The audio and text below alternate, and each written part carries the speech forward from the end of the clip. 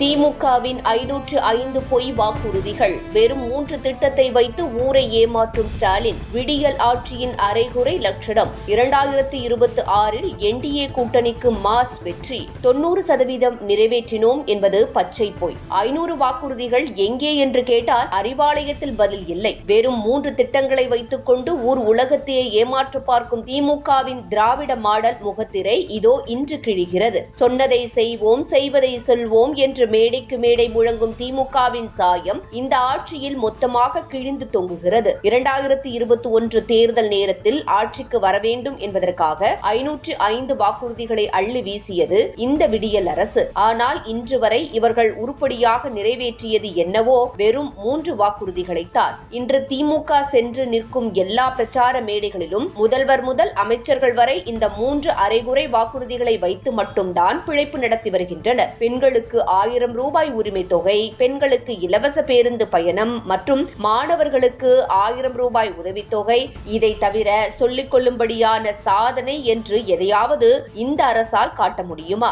இதிலும் கொடுமை என்னவென்றால் 90% வாக்குறுதிகளை நிறைவேற்றிவிட்டோம் என்று எவ்வித கூச்சமும் இன்றி பச்சை பொய் கூறி தமிழக மக்களை மடையர்களாக்கி வருகிறார்கள். குறிப்பாக இந்த இலவச பேருந்து திட்டம் என்பது பெண்களுக்கு கொடுத்த கௌரவம் அல்ல, அது அவர்களை தினந்தோறும் அவமானப்படுத்தும் செயல். ஓசி பஸ் என்று பொறுப்பான அமைச்சர்களே பொது மேடையில் கிண்டல் செய்யும் அளவிற்குத்தான் இந்த திராவிட மாடல் லட்சணம் இருக்கிறது. பேருந்துகளில் ஏறும் தாய்மார்களை நடத்துனர்களும் ஓட்டுநர்களும் நடத்தும் விதம் நெஞ்சை பதற வைக்கிறது. பெண்களுக்கு உண்மையான பாதுகாப்பு வழங்க துப்பில்லாத இந்த அரசு அவர்களை வெறும் ஓட்டு வங்கியாக மட்டுமே பார்த்து வருகிறது. நிர்வாக சீர்கேட்டினால் திணறும் இந்த விடியல் அரசு ஊழல் புகார்களில் சிக்கிய அமைச்சர்களுக்கு கொடுக்கும் ஸ்பெஷல் கவனிப்பு மக்களை அதிர்ச்சியில் ஆழ்த்தியுள்ளது.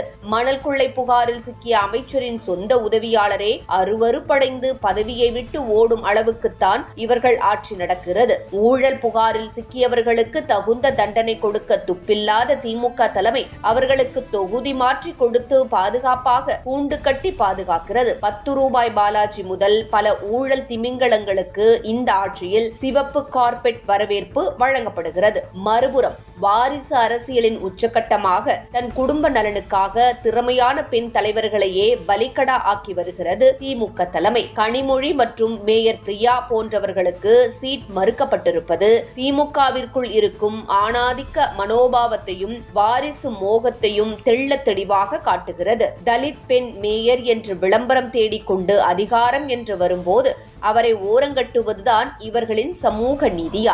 மற்றொரு 5 ஆண்டுகள் இந்த ஊழல் மற்றும் பொய் மூட்டை அரசை நம்பி கொடுத்தால் தமிழகம் 50 ஆண்டுகள் பின்னோக்கி சென்றுவிடும் என்பதில் சந்தேகம் இல்லை. தமிழகம் ஒரு உண்மையான முன்னிலை மாநிலமாக மாற வேண்டுமானால் தேசப்பற்றும் வளர்ச்சியும் கொண்ட என்டிஏ கூட்டணி ஆட்சிதான் ஒரே தீர்வு. பாரத பிரதமர் நரேந்திர மோடி அவர்களின் தலைமையிலான டபுள் என்ஜின் சர்க்கார் மூலம் மட்டுமே தமிழகத்திற்கு உண்மையான விடியல் கிடைக்கும். மத்திய அரசின் நிதியையும் திட்டங்களையும் தடுத்து நிறுத்தி தங்கள் ஸ்டிக்கர் ஒட்டும் அரசியலுக்கு முற்றுப்புள்ளி வைப்போம். பொய் வாக்குறுதிகளை தகர்ப்போம். ஊழல் திமுகவை வீட்டுக்கு அனுப்புவோம். 2026இல் தமிழகத்தின் கோட்டையில் என்டிஏ கூட்டணியின் வெற்றி கொடியை ஏற்றுவோம். விடியல் என்பது வாய்ச்சொல்லில் இல்லை, மக்களின் வளர்ச்சியில் இருக்கிறது. திமுகவின் ஏமாற்று அரசியலுக்கு விடை கொடுப்போம். தேசம் காக்க, தமிழகம் காக்க தாமரையுடன் கை கோர்ப்போம். 2026இல் தமிழகத்தின் தலையெழுத்தை மாற்றுவோம்.